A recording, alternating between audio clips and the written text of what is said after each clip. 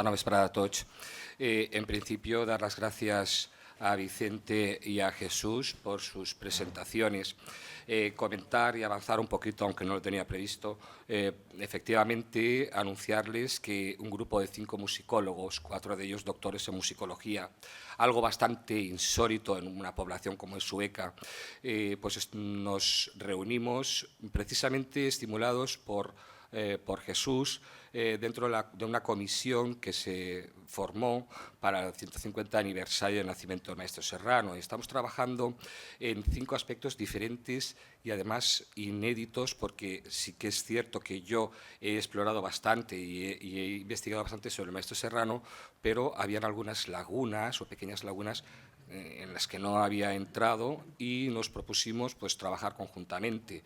Si no pasa nada, el día 21 de abril están ustedes invitados en la Biblioteca de Sueca a las 6:30, creo 7 de la tarde, para la presentación. Vamos a hacer una especie de panel, una conferencia panel. Los 5 vamos a comentar qué avances hemos tenido, qué avances musicológicos hemos tenido respecto a cada una de las parcelas que nos hemos propuesto. Esto, si se lleva a buen puerto, a buen término, seguramente va a ver la luz en una edición o en un libro editado. Esperemos que no a mucho tardar podamos presentar estos avances y este libro. Bien, dicho esto, pues bueno, yo quisiera comentarles que, bueno, dado la variedad que hay de público, cuando me planteé esta conferencia, me surgieron algunas dudas respecto a cómo debía darle el enfoque. Es cierto que aquí hay músicos, hay musicólogos, hay personas que son expertas, digamos, en música, otras personas serán diletantes, aficionados, o simplemente aquellas personas que tienen alguna curiosidad por saber alguna cosa más del maestro Serrano. Por lo tanto, digamos que la conferencia que he montado es una conferencia que va a intentar tocar diferentes aspectos. Como ha dicho Jesús, mi propósito y también como se pretendió en mi tesis y el compendio de esta mediante el libro titulado José Serrano 1873-1941, lo tienen ustedes aquí a la izquierda, del músico popular al compositor desconocido, en realidad era hacer visibles determinados aspectos que ayudasen a entender la obra del maestro Serrano en su totalidad. Como dice parte del título, Serrano fue uno de los músicos más populares de su tiempo, pero aún así es preciso poner en contexto toda su trayectoria vital y compositiva para comprender su producción.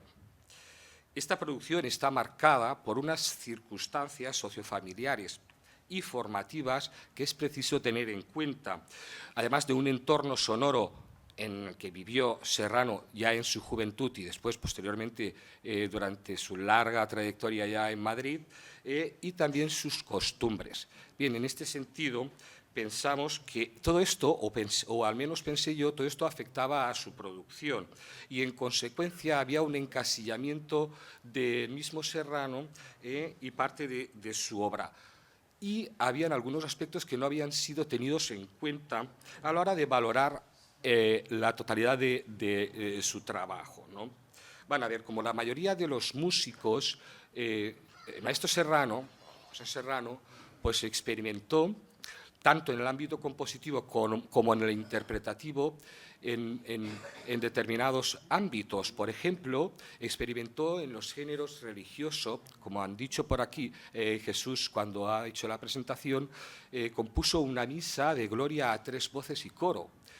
Lástima que esta misa a 3 voces y coro no la hayamos podido o no la podamos escuchar, porque evidentemente se necesita de una cantidad importante de efectivos, sobre todo una orquesta, tres voces masculinas y después un coro de hombres, ¿no? Bien, comentarles muy brevemente, porque no es el propósito, pero para que ustedes tengan alguna información, decirles que la misa dura aproximadamente 30 minutos, ocupa la totalidad del ordinario de la misa, y además escrita en latín. La verdad es que para mí es una joya y es una lástima que esto no se quede registrado, no se quede pues eso, grabado en un disco donde todo el público pueda acceder a esta interpretación. Bien, esto se estrenó en 2017, el 6 de octubre, y el 7 de octubre, a petición, tengo que insistir, a petición mía y por mediación del director general del Instituto Valenciano de la Música, Abel Guarinos, se llevó a Sueca también para que pudiesen, digamos, los convecinos de José Serrano poder gozar de esta misa. Bien, y después también, en cuanto a la parte profana,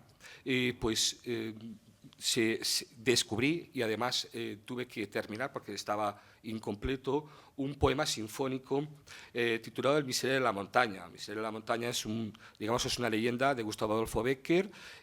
Serrano era un gran entusiasta de Bécquer y en su momento este poema sinfónico, de alguna manera hay incluso una carta que pide a su profesor, su mentor, Salvador Giner, que le ayude a terminar de orquestarla, la lleva a Madrid, pero desgraciadamente no tiene suerte porque pide a la Sociedad de Conciertos de Madrid, dirigida por Tomás Bretón, que la estrene o la interprete y no llega a buen puerto. Bueno, decir esto porque es importante cuando hemos comentado las situaciones sociofamiliares y formativas, porque Serrano tuvo dos personas importantísimas desde el punto de vista formativo, digamos, en su trayectoria y sobre todo en la juventud y en la parte compositiva, como fue su padre, que escribió 2 misas y unos cuantos pasodobles. Todo esto está inédito, es una lástima que esté prácticamente por explorar, ¿no?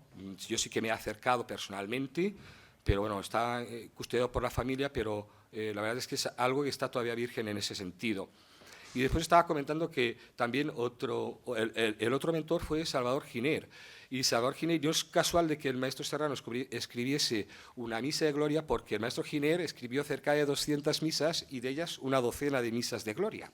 Bien, y como comentaba con el género profano, también no hace mucho descubrí un capricho sinfonía, y es que el maestro Serrano lo titula en una parte, en los bocetos que yo me he encontrado, en una parte lo titula sinfonía y en la otra capricho. Probablemente la estructura no sea de sinfonía, yo creo que se acerca más a la parte de capricho, y es para orquesta, y esto está inédito, y es que vuelvo a insistir, es que es una lástima que queden obras que son inéditas y que además sea de un compositor tan relevante como el maestro Serrano. Y finalmente también comentarles que también escribió música de cámara, concretamente La leyenda toledana, que ustedes pueden observar ahí, es un quinteto que permanece inédito, no se ha estrenado, no se ha interpretado, y estuvo dedicado a Raimundo Calvo, un violonchelista, fue el primer violonchelista del Conservatorio de Valencia, inaugurado en 1879, y al que Serrano, por lo que sea, le guardaba bastante cariño, y está dedicada a Raimundo Calvo, que después formaba parte del sexteto Andrés Goñi, que actuaba en el Café España, no muy lejos de aquí, para amenizar, digamos, esas tardes. Entonces, parece ser que el maestro Serrano sí que entabló cierta relación con los miembros del sexteto Goñi, y en concreto con Raimundo Calvo. Por eso, bueno, la portada pone dedicado a mi amigo Raimundo Calvo. No sabemos la amistad hasta dónde llegaría, pero esta persona, digamos, que era relevante, y solamente es un quinteto muy breve, pero el solista precisamente es el violonchelo, por eso está dedicado al violonchelista Raimundo Calvo.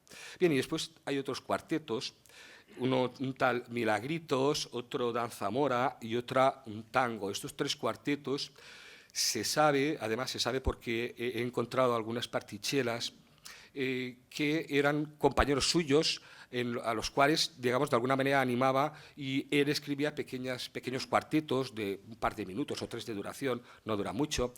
En concreto, me llamó la atención ver el nombre de una alumna. Claro, si ustedes piensan que a finales del siglo XIX no era muy habitual que las mujeres estuviesen en el conservatorio y además estudiando violín, y era Filomena Cento Gutiérrez, que en realidad en la familia de Serrano la conocían como Filín.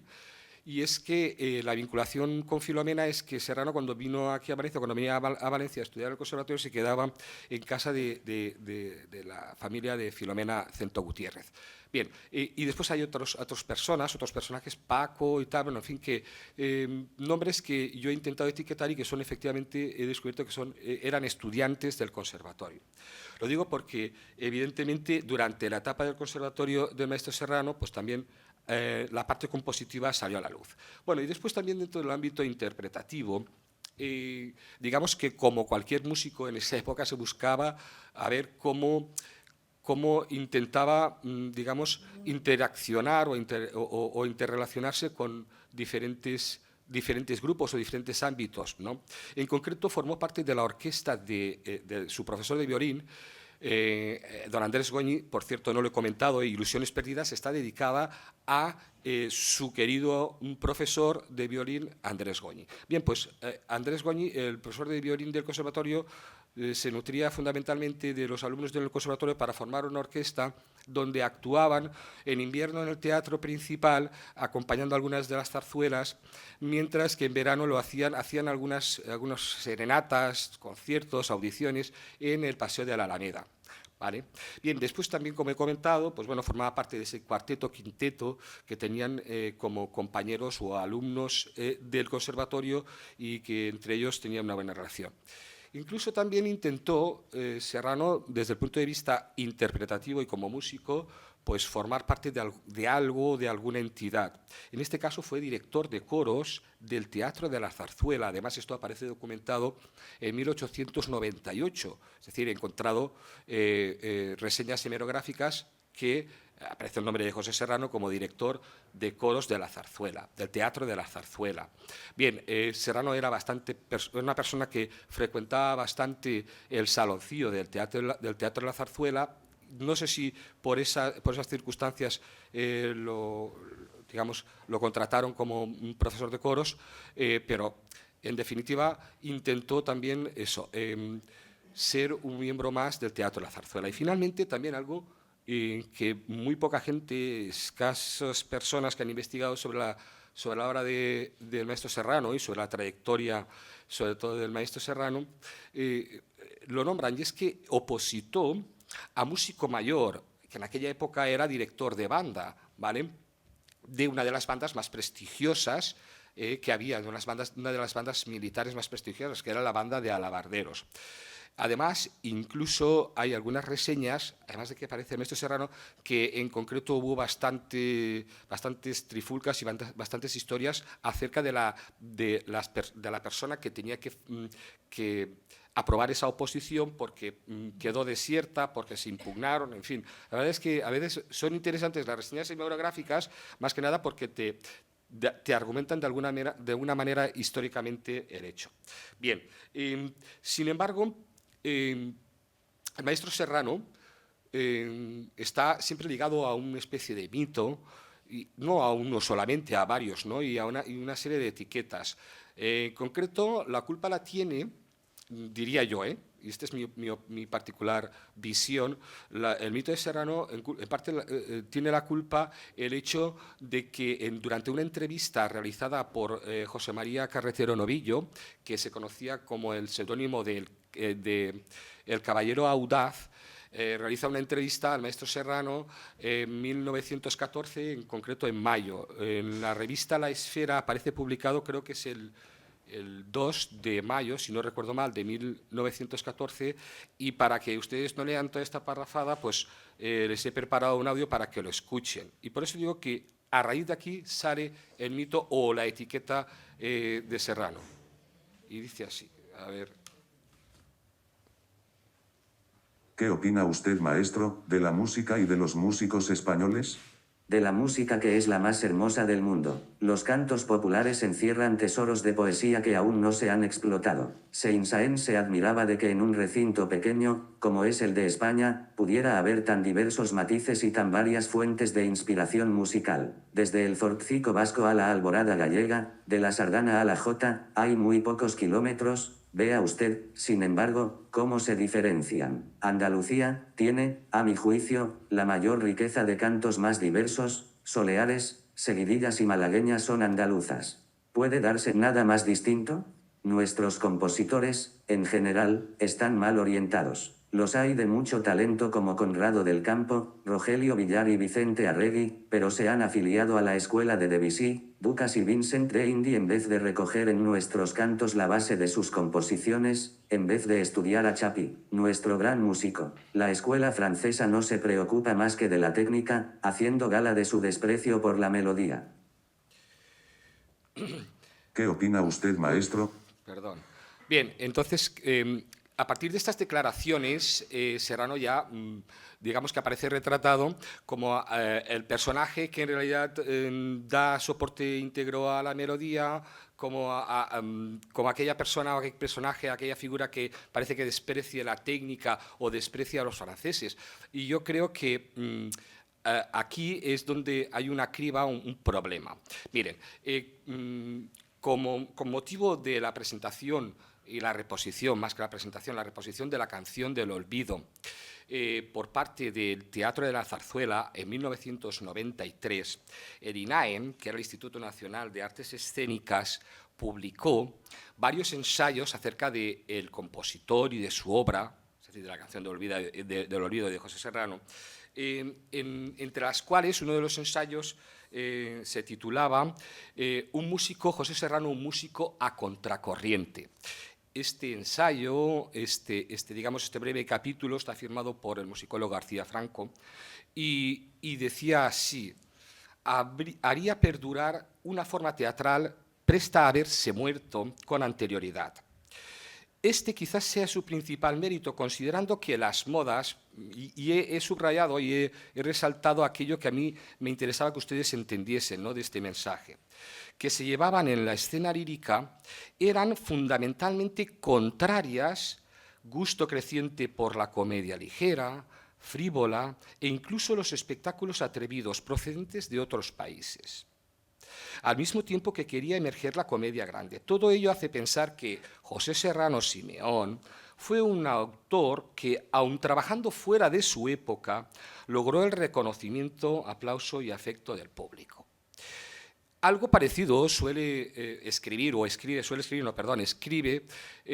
otro musicólogo bastante conocido en España, bastante relevante, que es don Emilio Casares Radicio, que en su capítulo El teatro musical en España, 1800-1939, dentro de Historia del teatro español, insiste en lo mismo, un compositor a contracorriente de los movimientos musicales europeos del siglo XX y referente del incremento de la zarzuela rural y regional. Bien, yo creo que aquí es importante que maticemos algunas de las declaraciones y sobre todo de las palabras, de los vocablos utilizados, porque muchas veces esto lleva a un etiquetamiento, digamos, a encasillar a determinadas figuras o a determinados compositores o determinadas piezas en un aspecto concreto.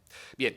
Para empezar, no puede compararse los fenómenos europeos con el teatro lírico hispano del momento, porque el teatro lírico hispano del momento tiene su propia idiosincrasia.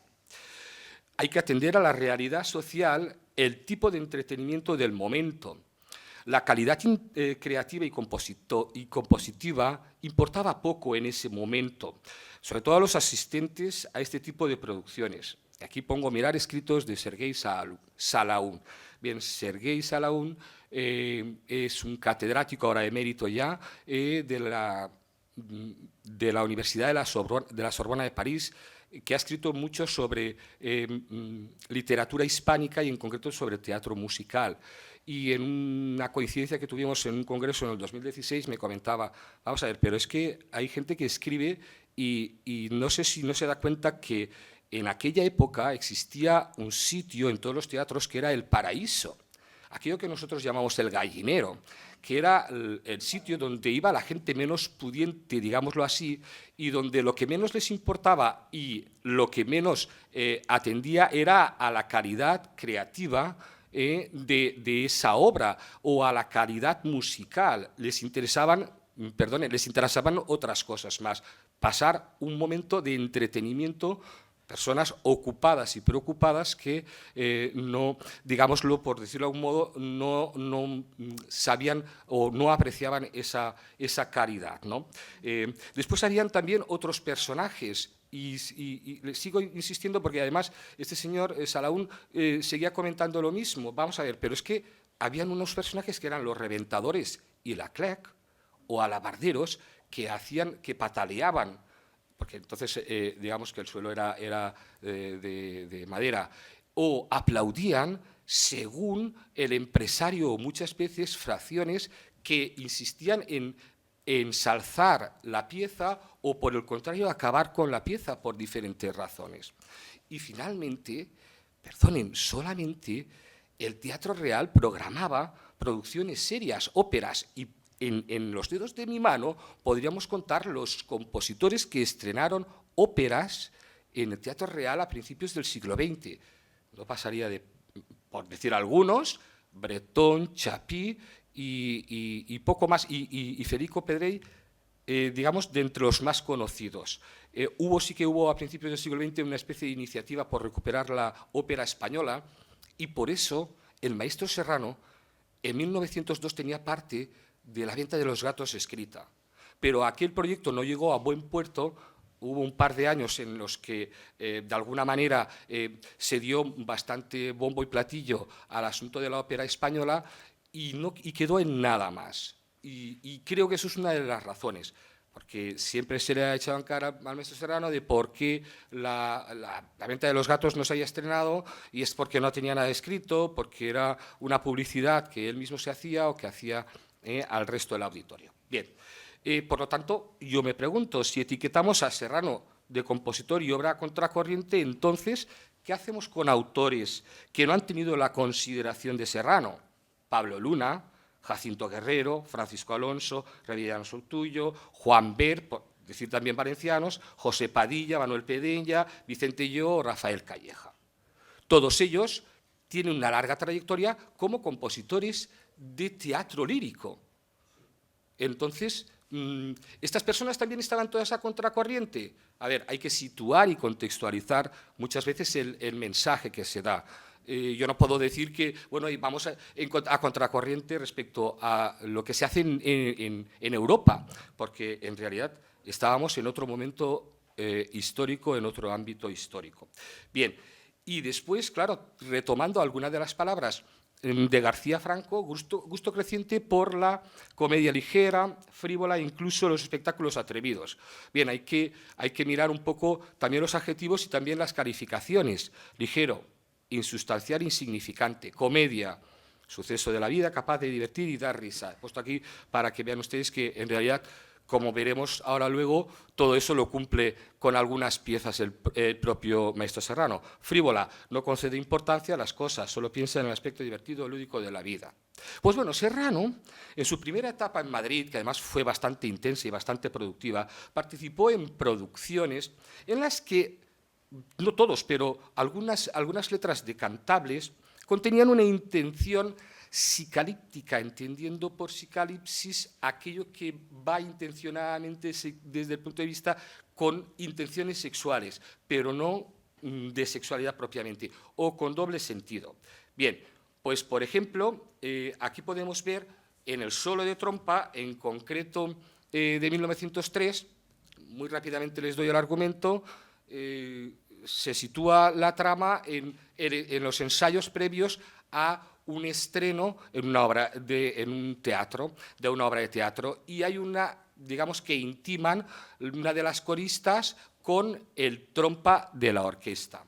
Y aunque no se puede apreciar bien, lo tengo aquí a mi izquierda, les voy a leer para ver si ustedes cogen el doble sentido. He sabido el otro día que Virginia solo ansía ser divet o llegar a chanteuse étoilée o danseuse de concert. Pero el novio que se marche no querrá. ¿Por qué? Porque ¿qué hace con la trompa si se va? Puede que se alegre, es capaz, hay hombres para todo, es verdad. Si se enterasen de esto aquí, sí que era un gustazo para mí. Pues sé mucho más, aún más, oíd. a la hermana más pequeña y a Virginia les enseña a solfear.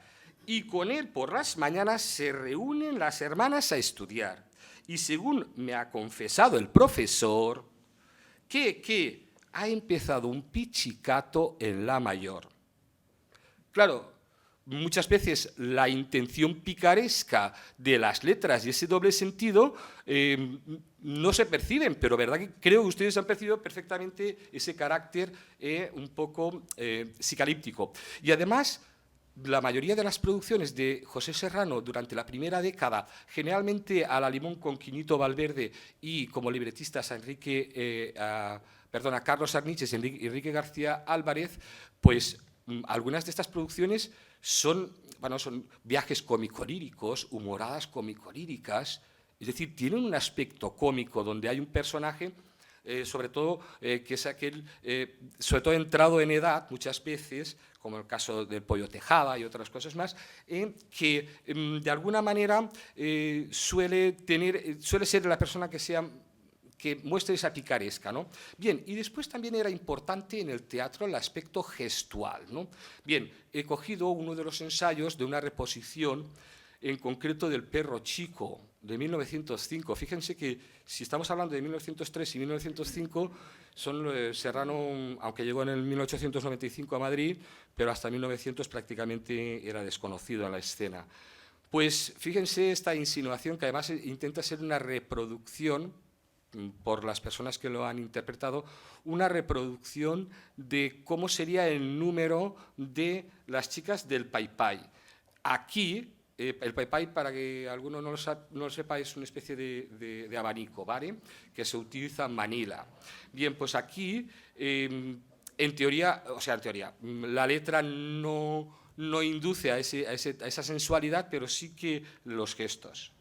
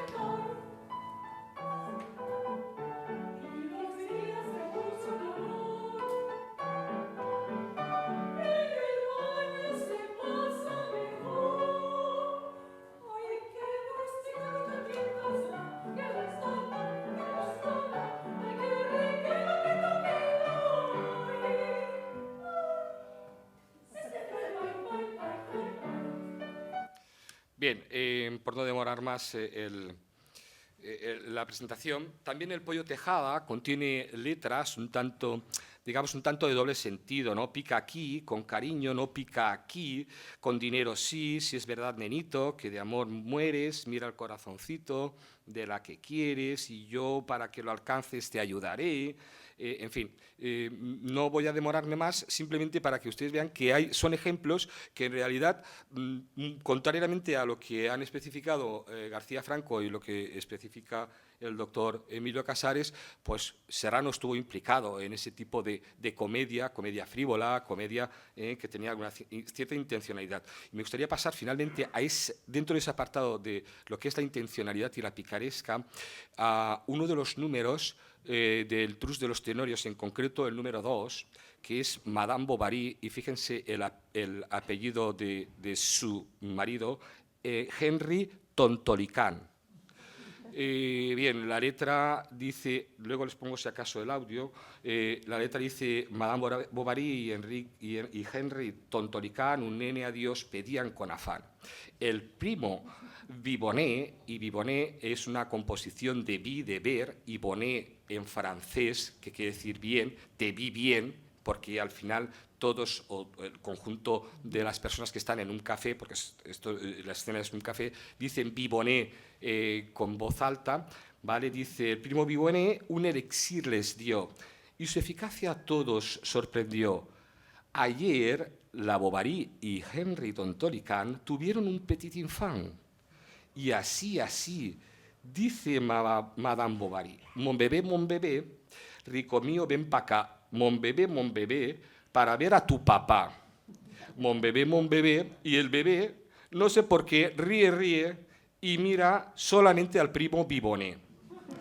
O sea, para que ustedes vean, claro, evidentemente tiene su risa, ¿no? Pero esta intencionalidad, la escuchamos ahora, es una grabación bastante buena, ¿eh?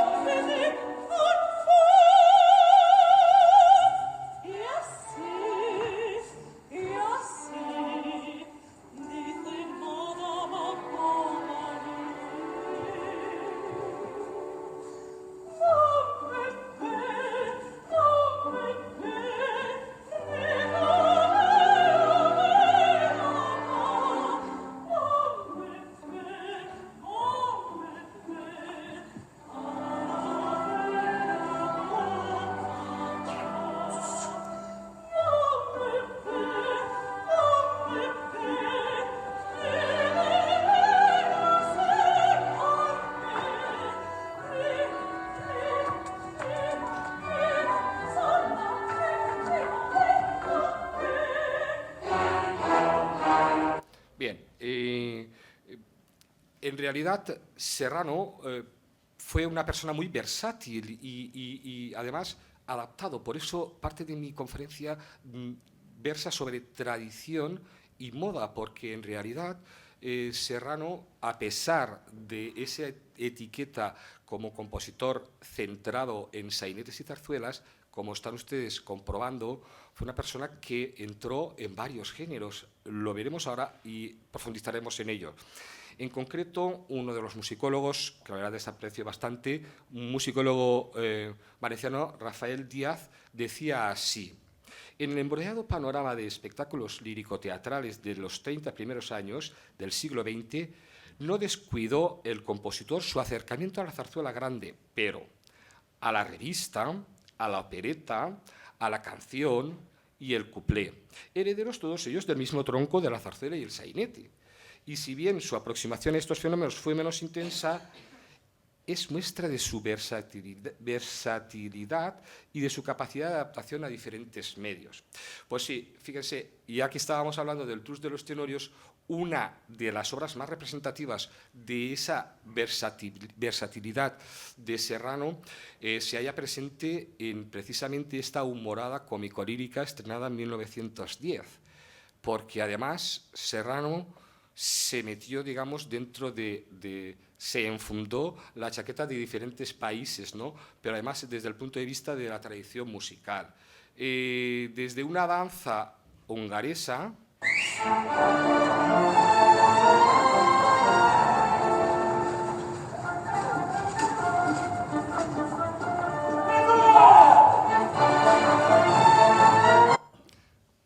perdón.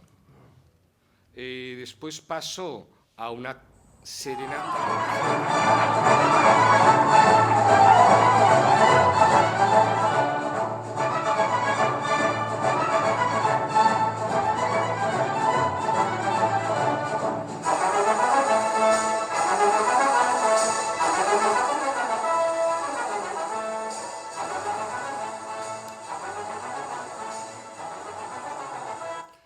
Bien, y también se metió por Argentina.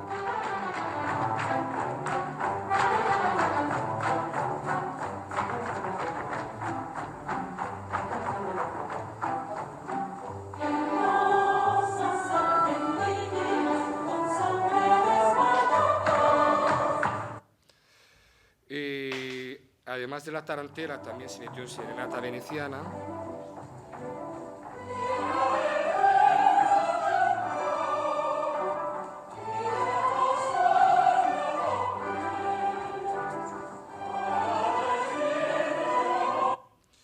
Uy, perdón. El vals vienés.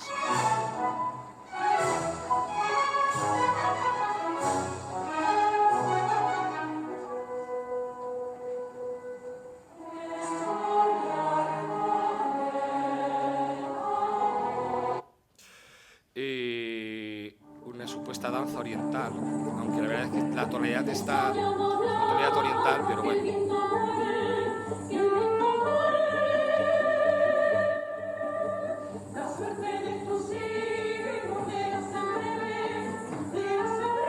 Y por supuesto, como no, en España la Jota Baturro.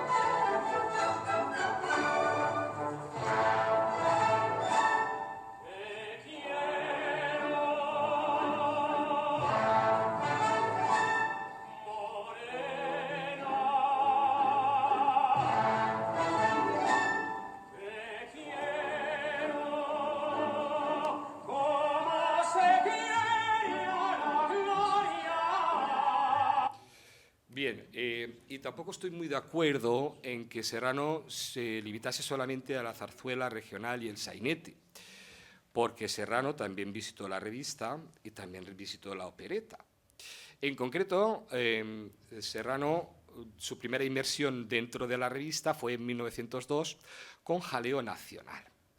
Jaleo Nacional en realidad es un libreto bastante muy simple, escrito por una persona que escribió bastantes revistas, bastante conocido, Salvador María Granés, y en el que participaron musicalmente 3 compositores que se escondían bajo el seudónimo de Maestro Rodrigáñez, y era nada más ni nada menos que nuestro querido amigo de Torrente, Vicente Lleó, el maestro Rafael burgalés Rafael Calleja y el mismo Serrano.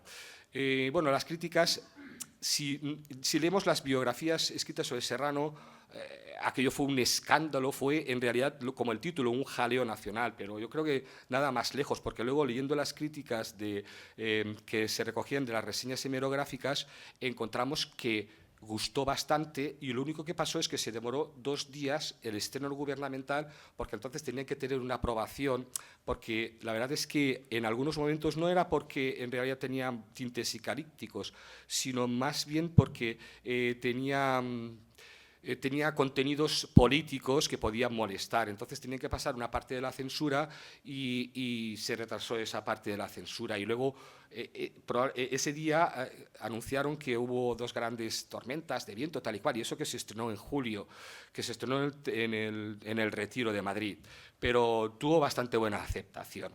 Bien, pero Serrano, digamos que no vuelve a trabajar más en la revista hasta 1914.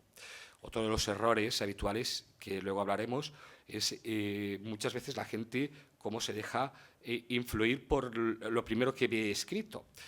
No voy a entrar ahora en detalle, lo comento más tarde. Lo digo porque El Príncipe de Carnaval fue estrenada en 1914 y fue estrenada en un teatro en Buenos Aires.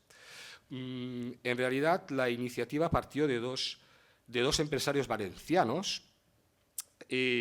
Eulogio fue el que, los hermanos Velasco, Eulogio es el que más empeño puso en eso y consiguió reunir una compañía de teatro y embarcarlos a Argentina. Allí tuvo bastante éxito, pero digamos que la repercusión aquí en España no se tuvo hasta 1920. Para entonces, como Serrano y Quinito a la Limón habían compuesto la música, para entonces Quinito ya había fallecido, entonces Serrano, digamos que aportó algunos números más. No se sabe en concreto cuántos números aportó Serrano y cuántos Quinito. La cuestión es que fue un éxito impresionante. Además, no solamente el Príncipe Carnaval, sino su segunda parte, que es el Príncipe que se casa en 1922, tan impresionante que hubieron temporadas de 240 y 234, 240 representaciones anuales. Si se piensa que esa revista duraba más de una hora y solamente se interpretaba una vez por día, no como el teatro por horas, que podían incluso 4 representaciones, pues es un éxito. Además, es que muchas crónicas hemerográficas reseñan este éxito, ¿no? Y prácticamente ha desaparecido, estas piezas han desaparecido del repertorio. Fíjense si además uno de los números fue exitoso, que seguramente les va a sonar este. Ahora no va. Perdón.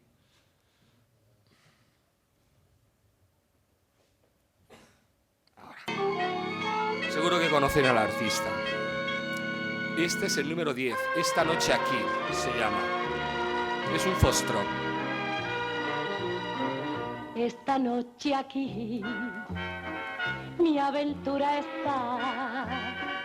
Verme prometió, me lo dijo así, y a mi cita vendrá. En los amores lo mejor es entregarse y sucumbir, dar mil promesas sin temor y fingir amor y saber mentir donde la veré. Bien, como ven, es una actriz, no es un actor, pero es que en el original Teresa Saavedra era la que representaba el papel del príncipe. Entonces, al ser un príncipe muy joven, pensaron que en vez de ser un hombre o un chico joven, fuese una mujer la que representase ese papel, ¿no? Claro, evidentemente, 60 años después, pues, cómo no, Marujita Díaz recuperó esta versión. Y seguro que también conocen a esta, que también recuperó a esta actriz.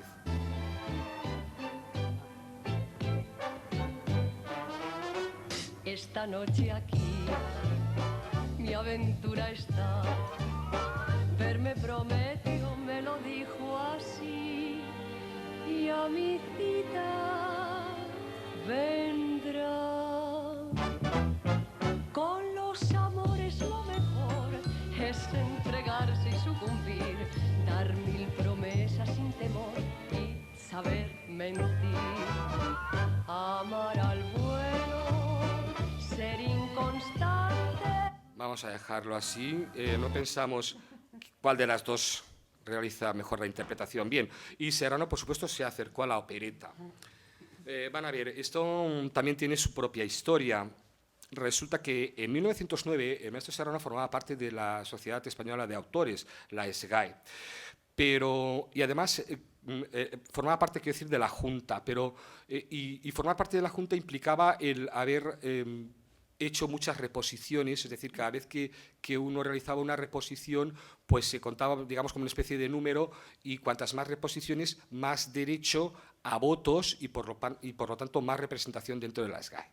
Pero a partir de 1910 la situación cambia, porque es Vicente Lleó y Rafael Calleja, sobre todo Vicente Lleó con la corte del faraón, el que empieza a obtener grandes ganancias, digámoslo así, y empieza a haber cumplido su sueño de reponer bastantes de sus operetas. Pero especialmente Rafael Calleja y Vicente Lleó lo que hacían era, más allá de la corte del faraón, era coger operetas austríacas, y esas operetas austríacas, digamos que les cambiaba la letra, les cambiaba una parte musical y las presentaban como suyas, como una adaptación, con lo cual cobraban por derechos de autor. No había firmado muchos convenios Por ejemplo, el maestro Serrano en Hispanoamérica era muy conocido, en Sudamérica muy conocido, pero ahí no había, digamos, no había convenio, no había firmas entre la SGAE, entre la Sociedad de Autores y las sociedades de allí. Y tampoco no lo había en Austria. Por lo tanto, Vicente Llo y Rafael Calleja, pues digamos que formaban parte, tuvieron gran parte de peso en la SGAE, y Serrano, la verdad es que se disgustó bastante por eso, y cada vez que entraba, porque algunas veces era muy impulsivo y vehemente, decía, no hay derecho, y no hay derecho, pero lo decía en un doble sentido, en que no había derecho en otros países, porque él insistía en que era el autor que más obras se veían representadas año a año. Bien, la cuestión es que esto se enquistó bastante hasta que en 1912 Serrano y Carlos Arniches tienen ahí sus más y sus menos, y a partir de 1913 Serrano, digamos que decide estrenar en otros sitios y no en Madrid. De hecho, hay ciertas amenazas, las hemerotecas lo recogen, hay ciertas amenazas en que si las obras de Serrano entraban a un teatro no recibirían el apoyo de la sociedad de autores y otras cosas más. Con lo cual, Serrano pues estrena una opereta intentando ver si tenía un éxito similar al de Vicente Llo, y esta opereta es Si yo fuera rey, ¿vale? Es una zarzuela fantástica en 2 actos. La verdad es que las crónicas hablan de una música muy buena, de muy buena calidad, pero tampoco no tuvo mucho éxito. Es más, hay algunas crónicas que hablan del estreno en Madrid, pero esta zarzuela en concreto se estrenó primero en Barcelona que en Madrid. Lo curioso de esta zarzuela es que hay un número, que es el número de la conspiración, donde habla de república y salud y de un levantamiento popular, digámoslo así.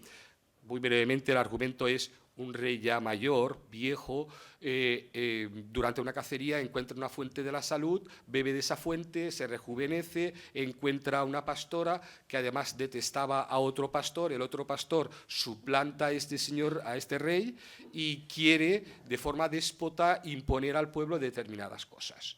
Con lo cual el pueblo se rebela contra ese falso rey que era inicialmente pastor. Bien, pero lo curioso es que ahora escucharemos una grabación muy antigua, se escucha de bastante mala calidad, pero lo curioso es que durante la Segunda República Española, algunos en Barcelona, algunos colectivos en Barcelona, iban cantando precisamente este coro de la conspiración, pero no por nada, sino porque tomaron la letra de República y Salud y Santa Libertad, ¿vale? Pongo el fragmento solamente. República y salud.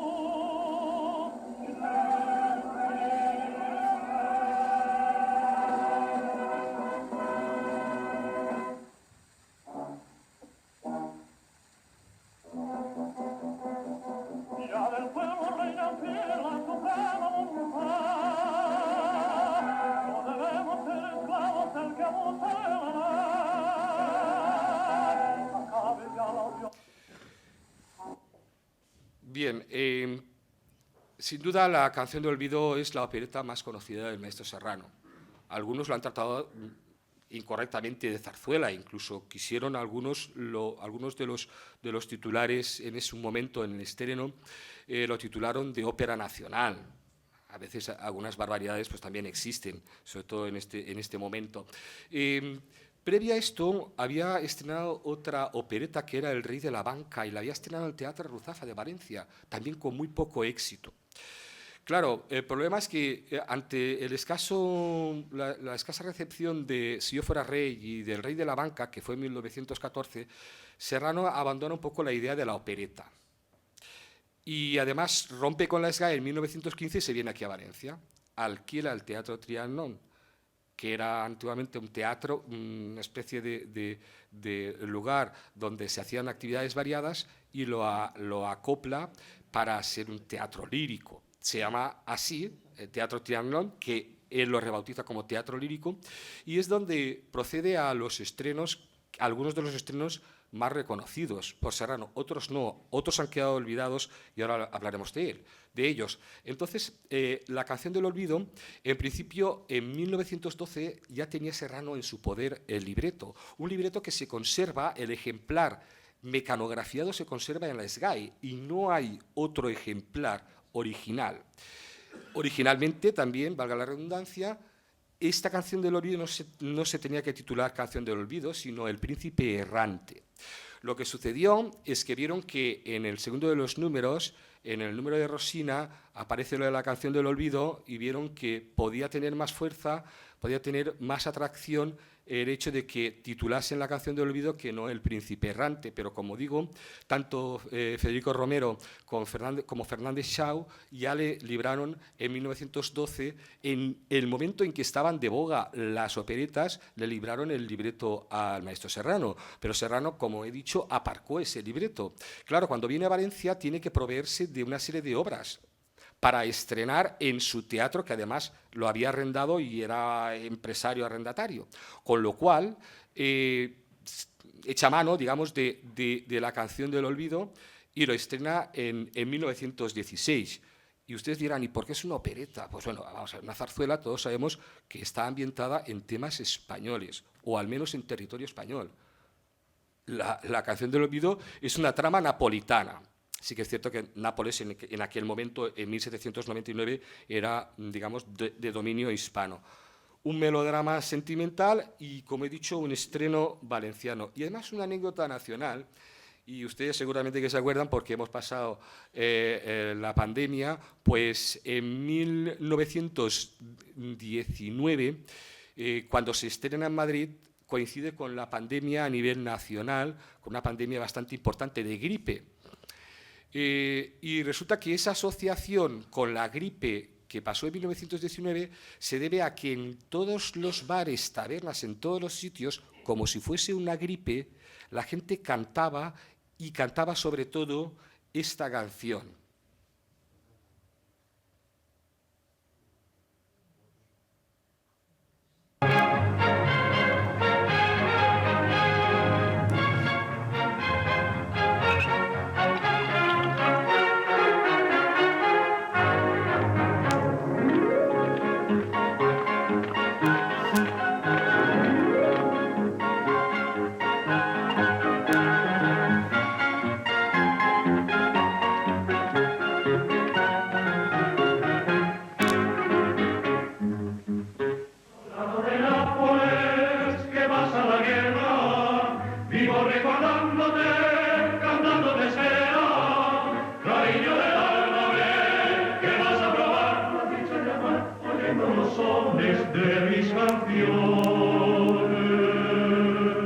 Soldado de Nápoles, me quiso mi suerte, la gloria romántica me lleva a la muerte.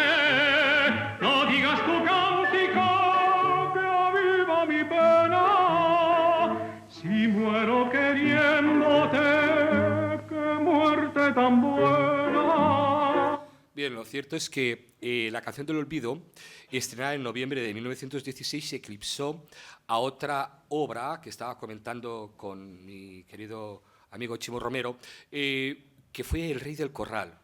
El Rey del Corral es una zarzuela fantástica ambientada en un gallinero. Y todos los personajes son aves de plumas, es decir, aves de un corral. Y El Rey del Corral, que se estrenó el 31 de diciembre de 1916, ha pasado prácticamente el olvido y la gente no lo conoce. Sin embargo, si yo les pusiese algunos números que no los voy a poner aquí, inmediatamente reconocerían esos números, sobre todo la música. Y es que en un 99% de los números fueron reutilizados por Serrano en un famosísimo sainete madrileño titulado Los Claveles, de 1929. Claro, esto es bastante difícil que uno a primera vista lo perciba, más que nada porque, como he comentado, una zarzuela de este tipo no volvió a estrenarse. Recuerdo que en Zaragoza, aparecía en Zaragoza una reposición después del estreno. Y es que además precisamente El Rey del Corral tenía que haberse estrenado antes que La Canción del Olvido, pero como todos los trajes eran de plumas, tardaron más de 2 meses en confeccionar el vestuario, con lo cual retrasó el estreno. Y entonces, digamos que eclipsó La Canción del Olvido, eclipsó esta que yo creo que es una zarzuela muy digna, titulada El Rey del Corral. Luego Serrano ya, digamos, buscó, como digo, era una fábula, ¿vale?, lírica, y después Serrano buscó un poco ya algunos tintes históricos con los Leones de Castilla y con melodías variadas, algunas de ellas se grabaron y tuvieron cierta relevancia, pero no pasaron de más. Y luego también tuvo algunas experimentaciones temáticas dentro de Danza de los Apaches, La Maga de Oriente o Magda la Tirana, que en realidad solamente unas pocas personas del público conocen estos títulos, ¿vale? Y en realidad tampoco no pasaron, digamos, a tener mayor éxito. Finalmente volvemos otra vez, después de que Serrano arrienda y luego rearrienda el Teatro de la Zarzuela en 1919 y después de estas, digamos, de estas obras de poco éxito, vuelve otra vez al modo zarzuela y sainete, es decir, retorna un poco a lo que había hecho sobre todo entre 1905 y 1909. Y es, digamos, su último grupo, que no voy a entrar porque imagino que la mayoría de las personas conocen, Los de Aragón, que es un homenaje a la jota, las hilanderas, que otra vez se sitúa la acción en Italia y también el protagonista es uno de los capitanes, un capitán de un regimiento. Los Claveles, como he comentado, que es un sainete madrileño, pero como he dicho, con aroma valenciano, porque por supuesto nació y digamos se estrenó aquí. Y después, claro, La Dolorosa, que es la pieza, digamos, cumbre final del maestro Serrano. Bien, y luego las obras ya póstumas, Golondrina de Madrid y La Venta de los Gatos, bueno, ya también hay bastante escrito, sobre todo Golondrina de Madrid, que es un sainete madrileño, también tiene algunas piezas tomadas, en concreto hay una pieza, creo que es la número 10, tomada del Rey del Corral. Serrano lo que hizo en algunas ocasiones, cuando, digamos, no obtenía un triunfo o un reconocimiento en alguna pieza, es que reutilizaba esa pieza, es decir, la música la reutilizaba aunque fuese con diferente texto. Bien. También hay tópicos en torno a Serrano y dice, bueno, es que Serrano no aportó nada nuevo. Bueno, Serrano yo creo que tampoco no tuvo nunca la intención de aportar nada nuevo. Sí que quería aportar, bueno, un poco de entretenimiento, un poco de diversión a aquellas personas, como he comentado, ocupadas y preocupadas en aquel momento. Y simplemente hizo o desplegó aquello que había aprendido y dominaba.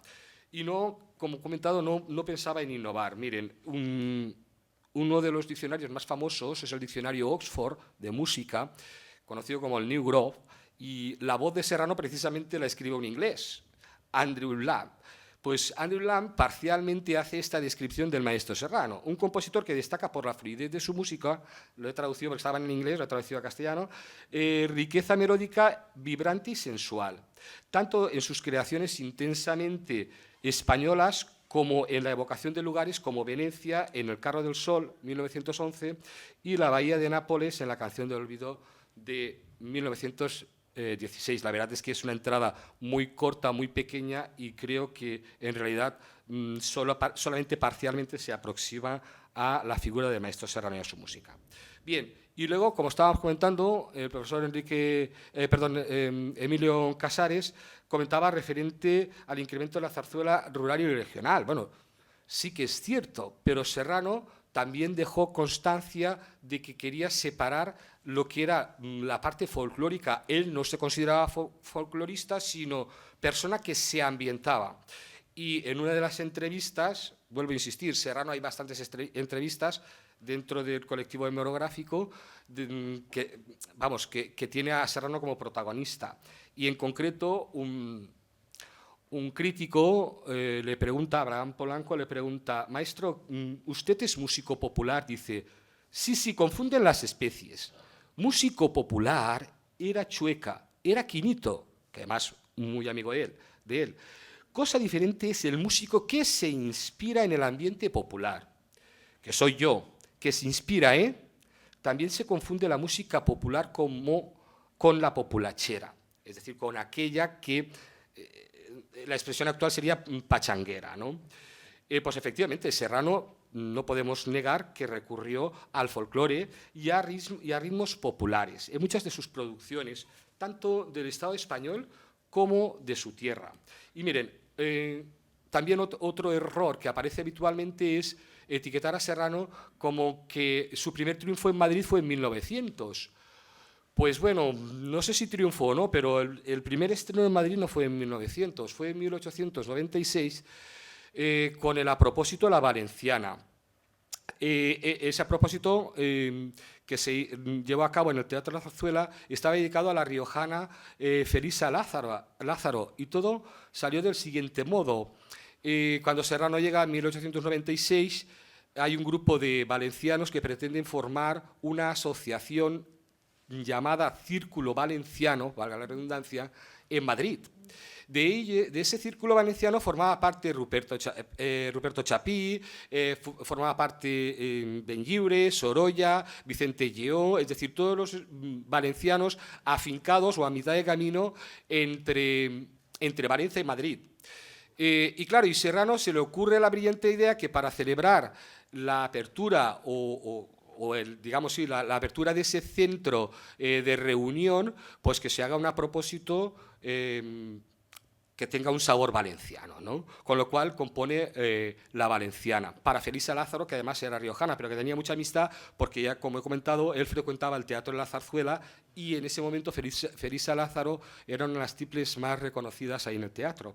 Bien, y la letra está en valenciano, no es un valenciano normalizado, pero la letra está en valenciano y en castellano, porque por lo visto Felisa la cantó en castellano. Seguro que a ustedes les suena algo de esto.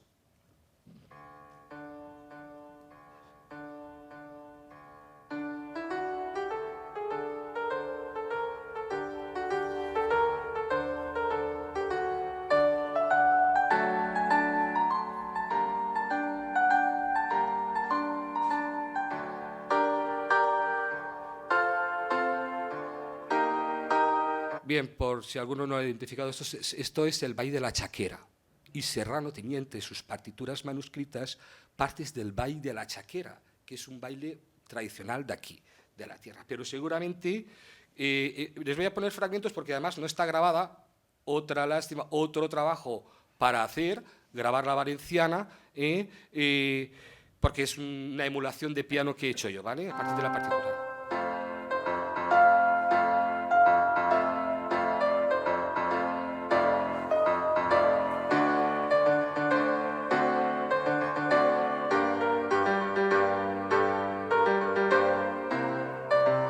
Seguramente lo asocian con la Nida Albaes.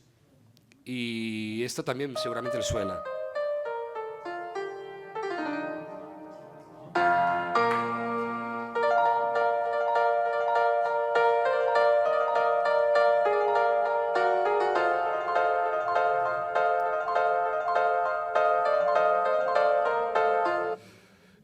Pues eso estaba en la Valenciana, eso estaba recogido en esa pieza que Serrano escribió, ¿no?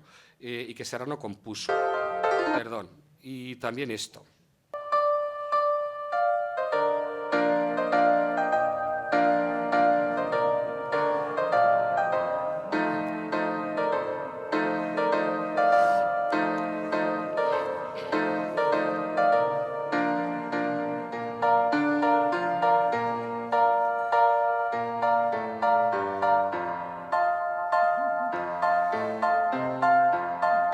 Por si acaso alguien dudaba de que Serrano no hubiese rendido tributo a su tierra.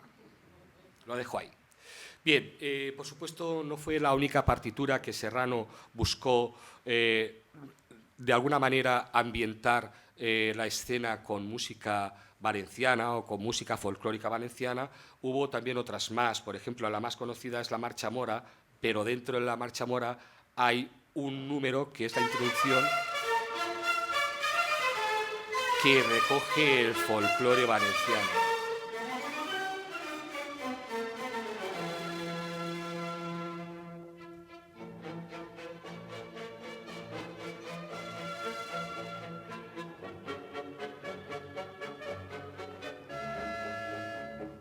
Bien, y luego en el Carro del Sol, ambientada en el poblado marítimo del Perelló, pues también hay un homenaje a la Feria de Julio de Valencia, como digo, al entorno de la Albufera y el Perelló. Lo único, y he puesto ahí un pegote, es una canción veneciana que vamos, es que no le pegan en res, la canción veneciana. Simplemente viene a propósito, la canción veneciana viene a propósito de que se celebra una fiesta de disfraces. Y entonces en esa fiesta de disfraces, una de las melodías que se canta o que se canta y se baila es una canción veneciana. Pero la introducción totalmente del Carro del Sol, estamos en lo mismo.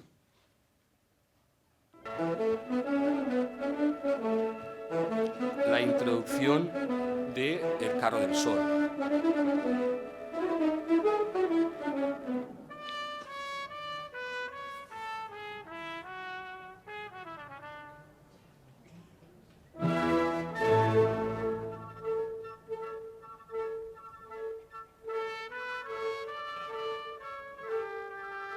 Siento cortar las audiciones, pero es que si no, no terminamos.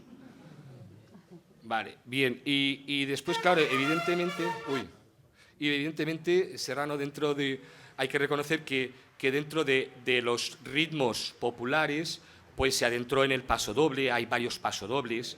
Por ejemplo, el motete es el más emblemático porque fue el primero, digamos, el primer número que le dio reconocimiento a Serrano en Madrid, pero hay otros que son muy bonitos y que además tampoco no se han recuperado. Vuelvo siempre con la recuperación.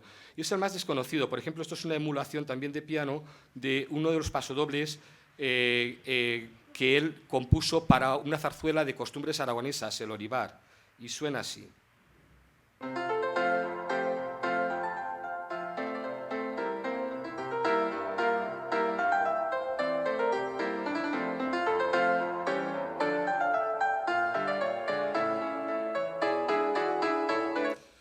Y bien, luego hay un pasodoble, que a mí también me gusta contar mucho la historia de este pasodoble. Es el pasodoble número 4, que es el pasodoble de la bandera. Una de las zarzuelas de costumbres valencianas, compuesta por José Serrano y Enrique Bru, y además los libretistas fueron Maximiliano Tous y el vecino de Carcagente, Elías Cerdá, componen una zarzuela de costumbres ambientada en Valencia, donde podría situarse en cualquier sitio donde hubiesen dos bandas. Resulta que la trama del argumento es que hay dos bandas, una vieja y otra nueva, un director ya viejo y otro, joven que quiere emerger, y ahí, digamos que hay una especie de homenaje al pasodoble, porque esa zarzuela en concreto contiene tres pasodobles, pero uno de ellos, Serrano, lo reutilizó y lo tituló Valencia, y en 1913, a propósito del cumpleaños del rey Alfonso XIII, en mayo de 1913, se interpretó esta pieza bajo el título de Valencia. Entonces desgajó la banda nueva, este número de la banda nueva, y también una evolución, una adaptación, un arreglo que he hecho yo sobre esta pieza que se titula, si quieren ustedes, Valencia o Paso de la Bandera. Perdón.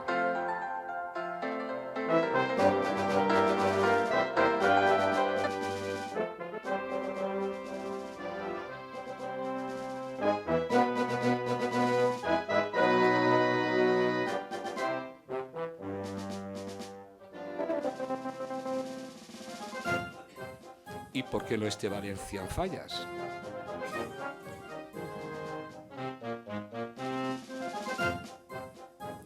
Bien, y luego hay un pasodoble en realidad bastante desconocido.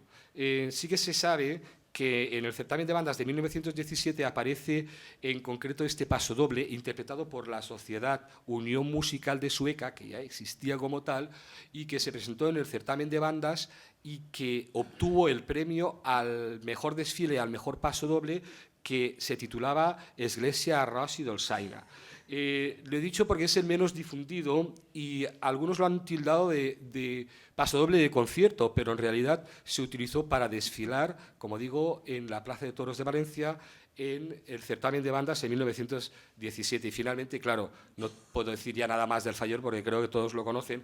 Recientemente, a propósito aprovechando la celebración del 50 aniversario de la Junta Local Fallera de Sueca, me pidieron una colaboración y entonces hablo un poco del Fallero. Por lo tanto, si alguien quiere saber un poquito más de la historia del Fallero y cómo, digamos, cómo se originó, pues nada, se ponen en contacto con Jesús Soldado, que yo creo que igual les va a proporcionar información sobre esto.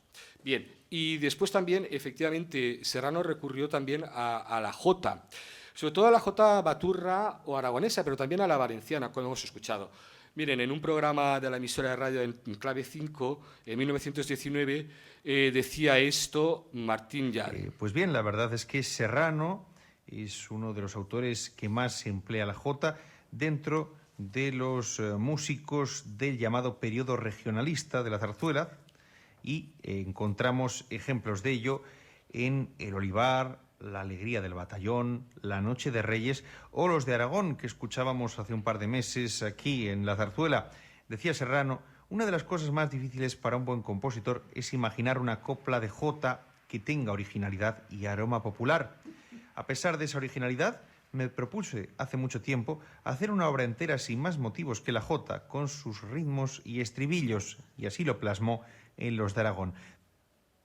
Bien, pues bien, la verdad es que Serrano... Tenía preparado varios audios de cada una de las diferentes jotas, pero simplemente les voy a poner un trocito, un fragmento de los de Aragón, que es digamos, la jota más conocida, aparte de la del Cruz de los Tenores.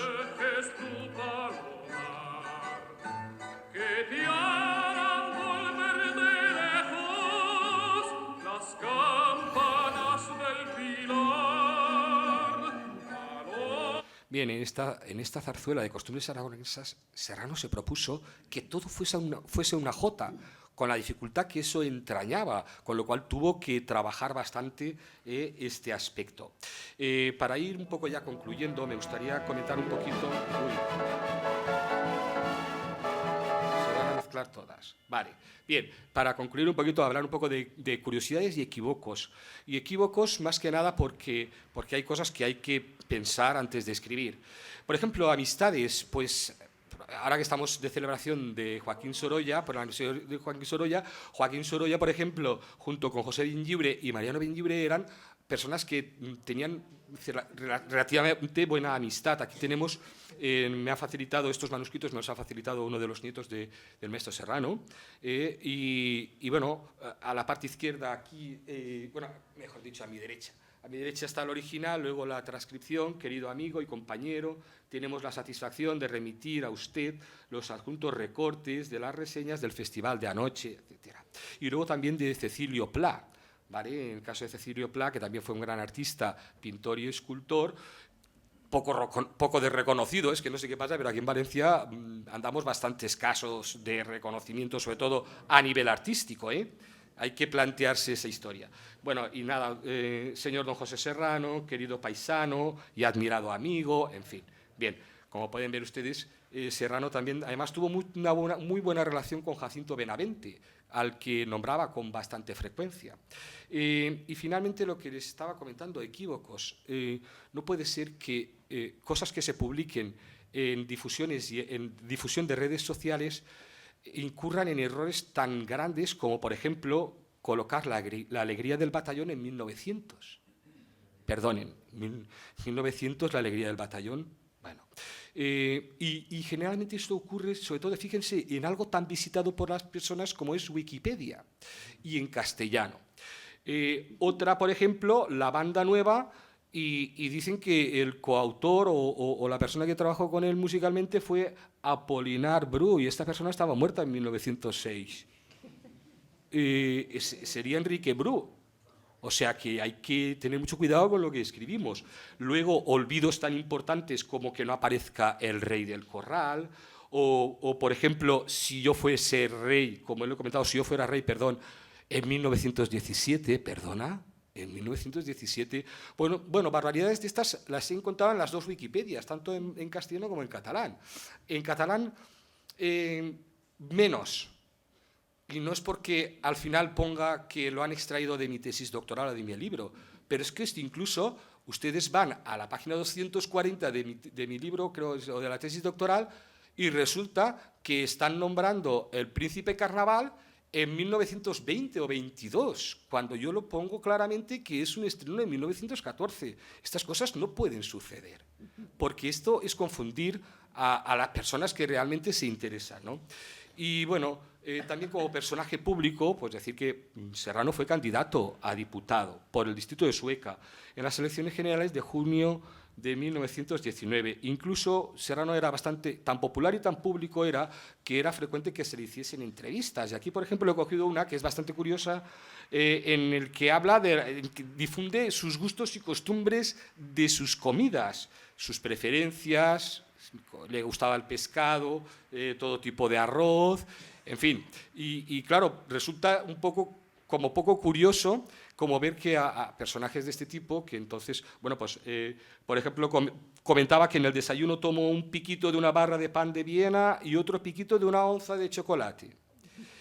Y lo homeopático de esta primera comida lo arrastra durante varios minutos y luego comenta que el cocido, por ejemplo, le gustaba mucho, el cocido me gusta mucho, sobre todo la sopa, menuda agarrada tuve, tal, bueno, en fin, la verdad es que cuando uno empieza a descubrir, fíjense que cerca de 700 reseñas semibiográficas he manejado yo para mi tesis doctoral, incluso a lo mejor me habré dejado algunas más, para que ustedes se hagan una idea del personaje que estamos comentando, la figura que estamos comentando, que es la del maestro Serrano.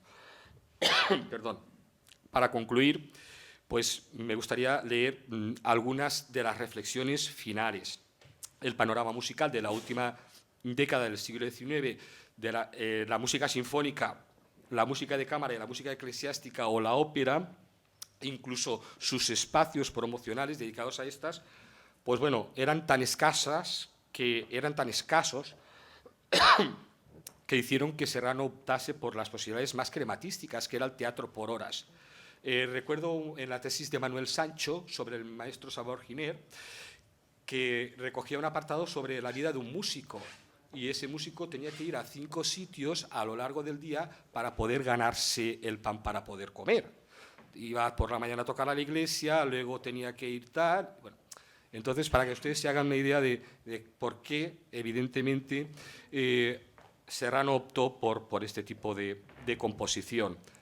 Y hemos visto que también compuso partes sinfónicas. Crea números instrumentales y cantables con unos caracteres muy familiares. Por ejemplo, tiene unos ritmos, ya hemos visto, ritmos y motivos muy incisivos, muy populares. Hay un dibujo melódico claramente identificable y estructuras muy sencillas que se pegan, son muy pegadizas al oído y se pegan muy fácilmente. Bueno, se acude muchas veces a la historiografía de Serrano porque se construye una figura con la cual Serrano se sintió a gusto, porque Serrano, en el fondo, por todo lo que yo he escrito, que parece que yo haya vivido la vida de Serrano 24 veces, en mi casa me lo dicen, pues la verdad es que yo diría que Serrano era una persona que le gustaba que hablasen de él, y él sabía perfectamente que, siendo una persona conocida o popular, era una forma de vender sus trabajos. No lo comento aquí, pero, por ejemplo, él, entre sus muchas facetas, fue editor. Y fue editor, y además me costó casi 2 meses saber que su editorial se llamaba Mot, y no encontraba editorial ninguna en Madrid, hasta que surgió la idea de que Mot era Motete, que era como se le conocía a Serrano, pero en vez de poner Motete, solamente había escrito la T y la T. Por lo tanto, Ediciones Mot, de la cual hay bastantes ejemplares de producciones de Serrano, pues Serrano, digamos que también difundió o llegó a divulgar su obra a través de ediciones, ¿vale? Fue editor. Entonces él sabía que una forma de que su música también se conociese era mediante la divulgación de su carácter y su persona. Los títulos de mayor difusión, como hemos comentado, bueno, sobre todo están imbrincados en jortas, pasodobles, seguidillas, fandangos, habaneras, tangos, chotis, valses, sobre todo en la base rítmica de la mayoría de los cantables de éxito. Las consideraciones sobre Serrano, pues lo he dicho también casi al principio. Habría que considerar diferentes variables o determinadas variables más allá del lirismo o de su melodía, del lirismo de sus cantables, ¿no? Y sobre todo la referencia al contexto del momento, ¿no? La mayoría de escritos presentan a Serrano de una forma aislada, desafectada, como si viviese en otro sitio, cuando vivía en una realidad social que era la de ese momento, ¿no? Finalmente, esto es casi cosecha propia, Serrano fue un personaje popular y él era consciente de ello. Vivió su tiempo en una sociedad ocupada y preocupada por vivir el momento. Es necesario tener en cuenta estas premisas para valorar su contribución al entorno sonoro de una época, la suya. Termino con una frase porque Serrano era ferviente admirador de Beethoven, de Bach y de Wagner. Y termino con una frase de Beethoven que creo que además la pensó toda la vida Serrano, y es: haz lo necesario para lograr tu más ardiente deseo y acabarás por lograrlo. Muchas gracias por su escucha.